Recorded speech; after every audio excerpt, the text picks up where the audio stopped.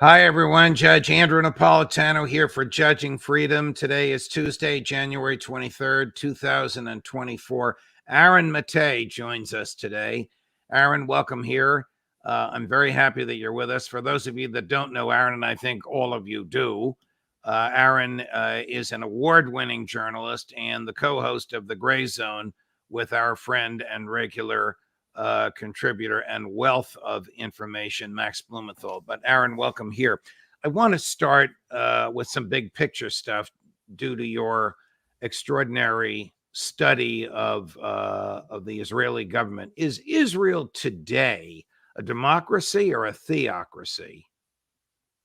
Well, it depends who you're talking about. Internally, inside Israel, there's some measure of democracy, but the problem is the citizens of Israel aren't the only inhabitants of that land, and aren't the only people that Israel rules over. There are millions of Palestinians that Israel occupies who have no rights whatsoever. So, if you look at Israel in terms of who's living in the territory that Israel controls, no, you cannot call it a democracy. It's a Jewish supremacist state. That's the term used by by B'Tselem, the leading Israeli human rights group, and that's a major cause of what we're seeing today in Gaza, where Israel has always prioritized supremacy over security for everybody, and that's why now it's carrying out this ethnic cleansing campaign in Gaza. If I moved to Tel Aviv or Jerusalem and bought a home there as an American and as a Roman Catholic, would I have the same rights as the Jewish people that are my next door neighbors? No, you wouldn't. Myself, as a Jewish person, I could invoke my so-called right to return to Israel, and assuming they didn't disqualify me for my political views and my criticism of Israel as a Jewish person in general, I'd be given all sorts of rights. If I wanted to, even I could live in subsidized housing in the occupied territories, living in a nice settlement on stolen Palestinian land, while the Palestinians around me are stuck behind walls and have their olive trees razed to the ground and have their water stolen. That's because Israel identifies as the state of the Jewish people, not of its citizens. You say right of return. I think you weren't born in Israel. You were born in Canada, but you have the right of return because you are Correct. a Jewish person. Correct. Yes, and that's why you have hundreds of thousands of these Jewish settlers coming from places like Brooklyn, where I am, and Canada, around the world, living in the West Bank, in these subsidized settlements that are effectively subsidized by the U.S. taxpayer as well. So yes, whereas my Palestinian friends here, who descend from those who were kicked out of their homes when Israel was founded in 1948, they can never return to their ancestral homeland. Can the Israeli government achieve both of its goals of degrading or eliminating Hamas and saving the hostages? Well, those are its stated goals, right? We're supposed to believe that they're going after Hamas. They want to take out the leadership, and they also want to rescue their hostages. They're totally incompatible. Everybody's known that from the start. But the actual goal is not to rescue the hostages, or even, I think, to eliminate Hamas. It's simply just to make Gaza uninhabitable for the people that live there. Gaza's always been the center of Palestinian resistance, and when you're in occupying power, you cannot tolerate any opposition, any resistance to your domination. And so Israel wants to make Gaza uninhabitable because it wants to maybe bring back settlers there, or just simply just doesn't want to allow the people there to live, because the existence of a Palestinian is fundamentally antithetical to the self-conception of Israel as a Jewish state. And Israel, as the charter of the governing Likud party states, Israel asserts the right to control all of the land from the river to the sea. And Benjamin Netanyahu just recently reiterated that. If you were to march on the Columbia University campus with a Palestinian flag in your hand and chanted from the river to the sea, even if you were a student at Columbia, they would silence you or remove you. But yet the Israeli prime minister, you're quite correct, said that literally the other day. And the American mainstream media, of course, pushes it out all over the place. Are there these efforts to silence those who speak for Palestinian rights in the end? Oh, by the way, there's a member of Congress who was disciplined by the House of Representatives for singing from the river to the sea. So there must be efforts by the Israeli government to use their colleagues in the United States, whether it's AIPAC or whoever, to silence speech in favor of the Palestinians and against the genocide. Yes, and it's even more egregious because the two uses of from the river to the sea are not equal. When Palestinians and their supporters use it, they're simply calling for freedom, equality for everybody from the river to the sea. When Israel and its supporters use it, like Benjamin Netanyahu, they mean, as Netanyahu explained, they mean Israeli control, domination, rule. And so to even say that these two uses of it are equal is misleading. And yes, of course, the enforcement of punishment for saying such a term is, as you point out, incredibly disproportionate. Rashida Tlaib censured for saying Palestine will be free from the river to the sea. In the case of Colombia, a few days ago, some students there protesting in favor of Palestinian rights and against the genocide, they were hit with a chemical spray and people suffered serious injuries, had to be hospitalized. Colombia initially put out a really weak statement, basically blaming the protesters for getting injured, saying that their protest was not authorized. Finally, after a little bit of media scrutiny, they've taken a tougher stance. But the double standard here and the farce of we're supposed to coddle these elite university students who claim they feel unsafe because people are protesting a genocide. And meanwhile, as we just saw Colombia, people get actually injured. And they were injured by, I believe, some former Israeli soldiers, the ones who sprayed them with this chemical. They don't matter, and we're supposed to treat that as normal.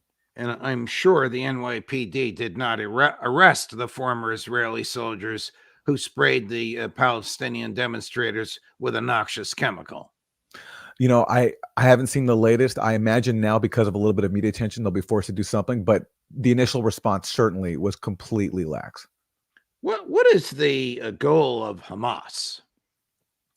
Well, look, Hamas's goals have changed over the years.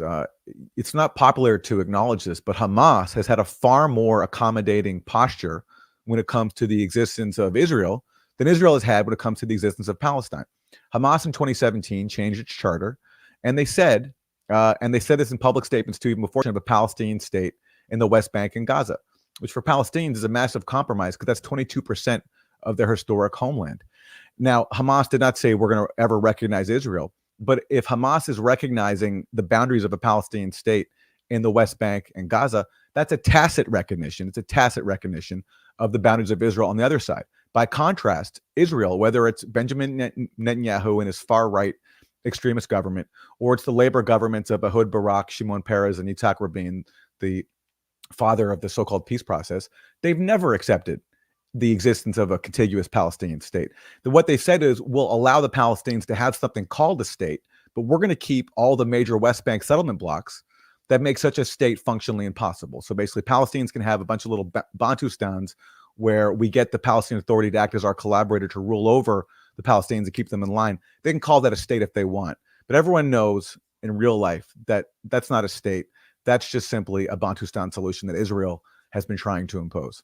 Here's a fellow, but you probably know of him, Elon Levy, spokesperson for the Israeli government, attempting to elaborate on Prime Minister Netanyahu's thinking with respect to no state solution. This is no two-state solution. This is number 5, Chris. I mean, I can elaborate more on the Prime Minister's thinking in that regard.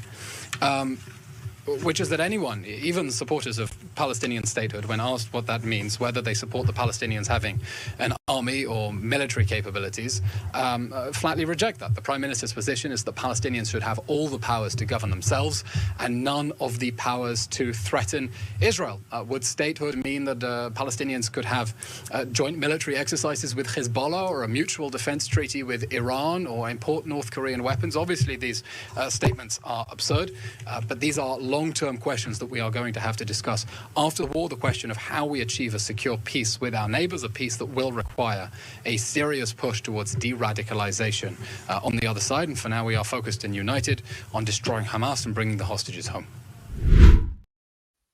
Well, that can't be truthful. He can't mean what he says unless he's totally delusional that the Palestinian people will have all the tools needed to govern themselves. They've never been able to govern themselves since 1948.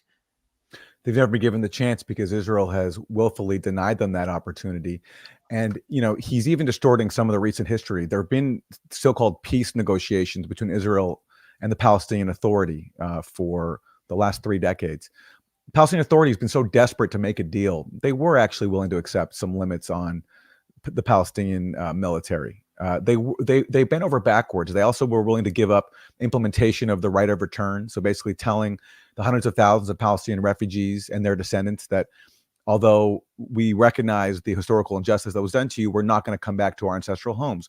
Another big compromise was them accepting a state, as I mentioned before, in 22% of their homeland, the West Bank and Gaza, a massive compromise for Palestinians.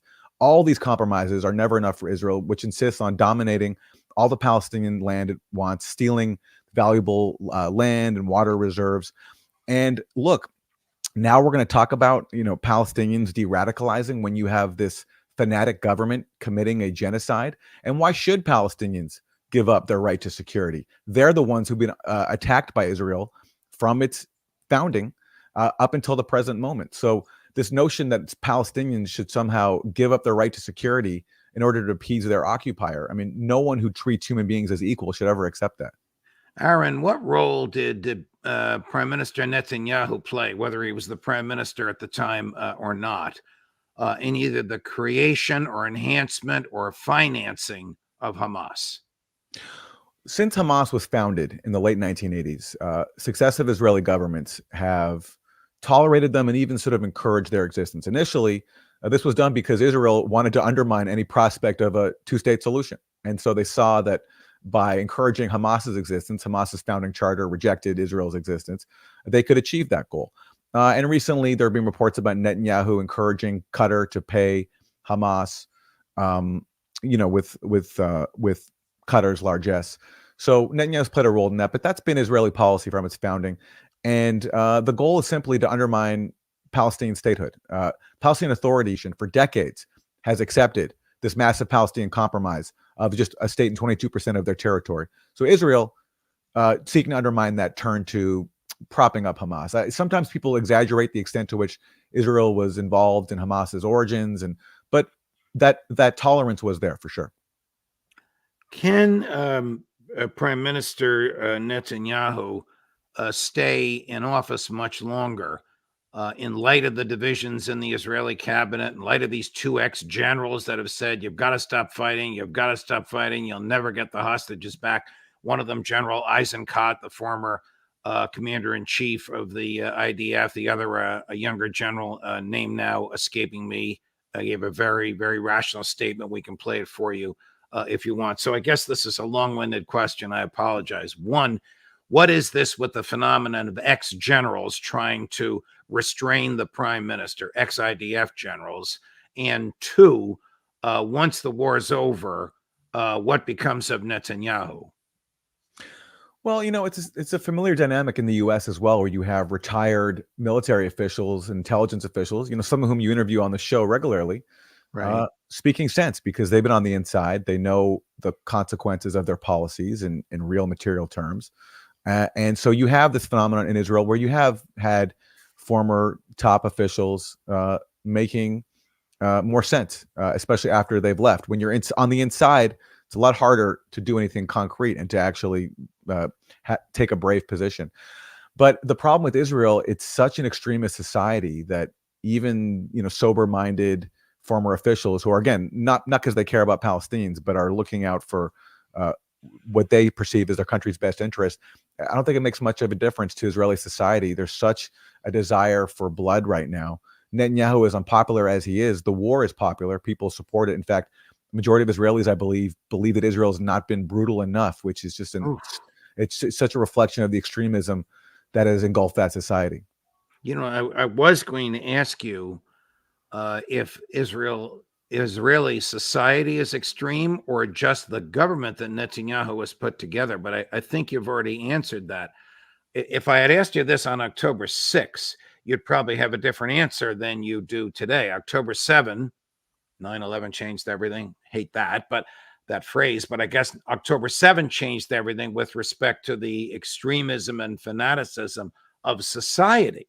As I see it, the extremism and fanaticism of the government because Netanyahu got in bed with these right-wing lunatics, is there, but the extremism and fanaticism of society didn't come about until after October 7. Is that a fair analysis? I have to disagree, Judge. There used to be a peace movement inside Israel. Now it's pretty much dead, and it was dead long before October 6th.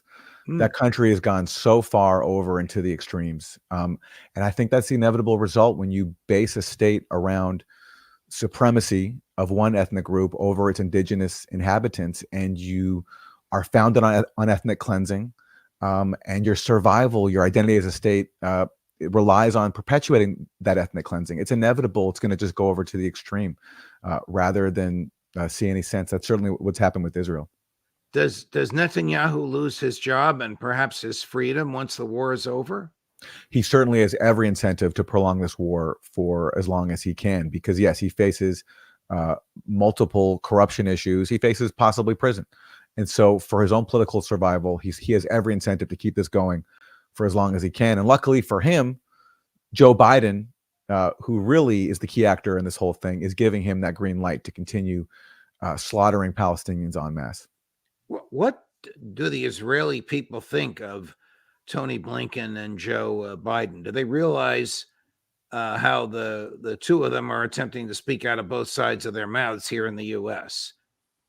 Well, when you look at Israeli officials, what's so crazy is like Netanyahu can't even accept the help he's getting from Joe Biden and Tony Blinken without humiliating them. So Joe Biden and Tony Blinken like to pay lip service to this idea of a Palestinian state. It's always something off in the distance. They have a vision of it.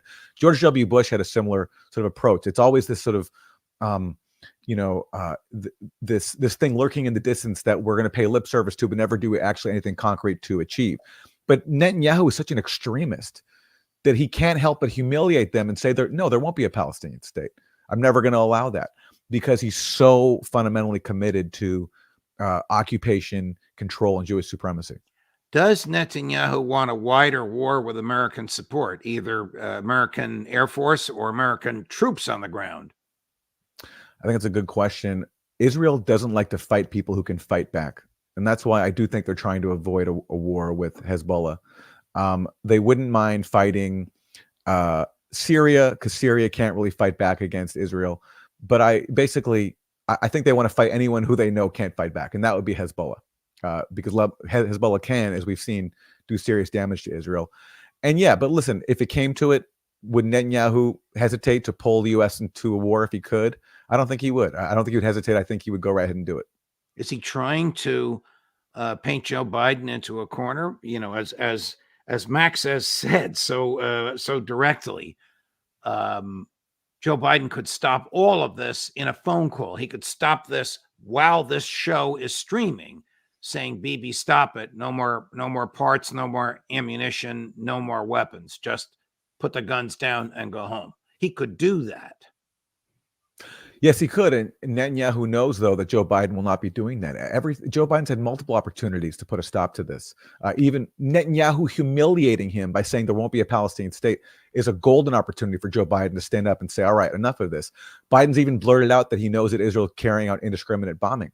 But Biden is such a fanatic, really unprecedented, I think, in modern history when it comes to support for Israel. And this is his whole career. Edward Said was writing about this a long time ago, about how Biden is just an unhinged Zionist. That there's an anecdote, a famous anecdote, where Menachem Begin, prime minister of Israel in the early 80s, when Israel was invading Lebanon to destroy the Palestinian liberation movement, where Begin was taken aback at how extreme Biden was in talking about how Israel should kill more women and children.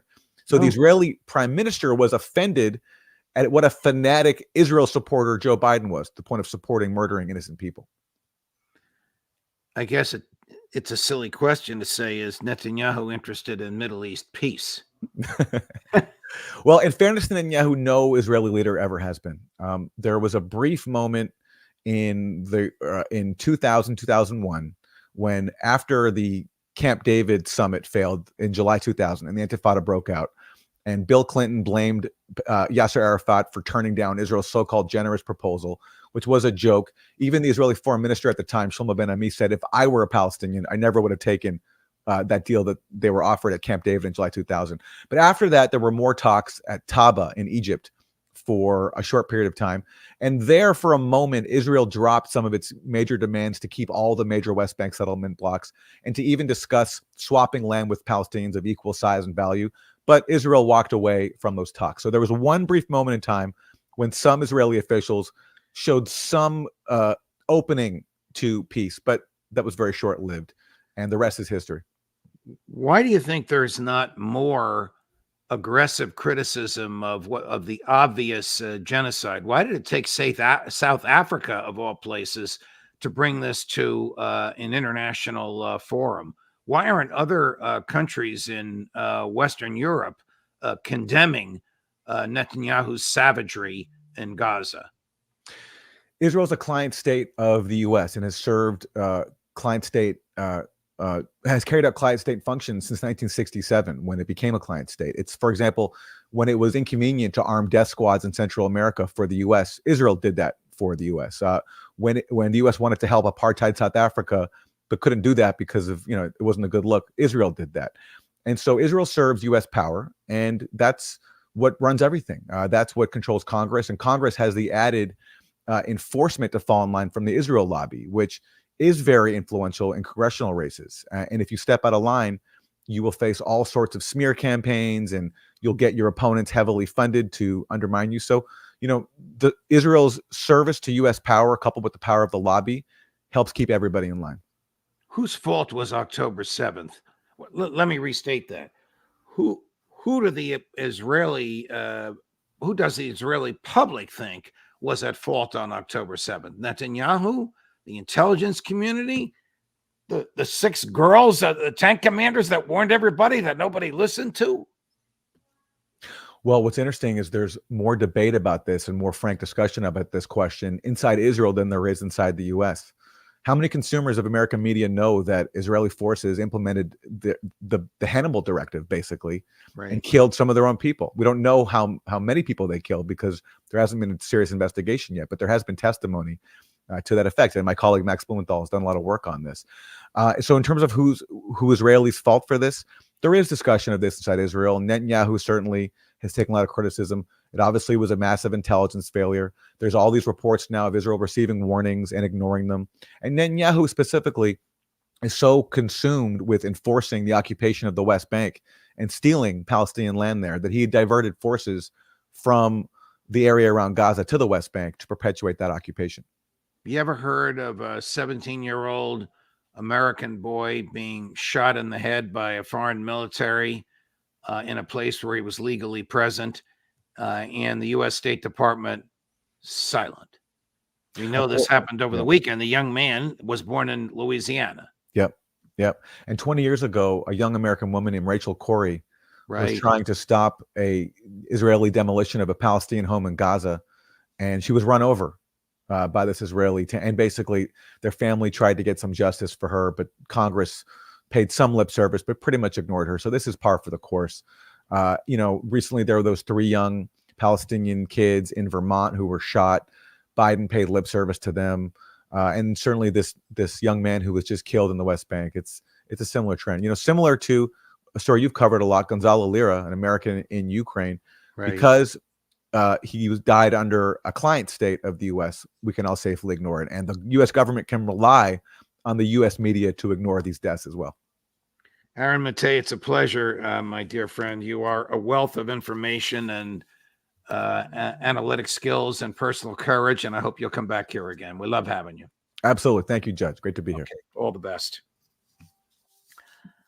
Wow. A brilliant young man. I'm deeply grateful, and I know you are because I can see your comments and the numbers of you that are watching.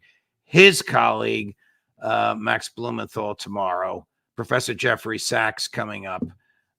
Thank you so much for watching. Judge Napolitano, not coming up now, coming up later on in the week. Judge Napolitano for Judging Freedom.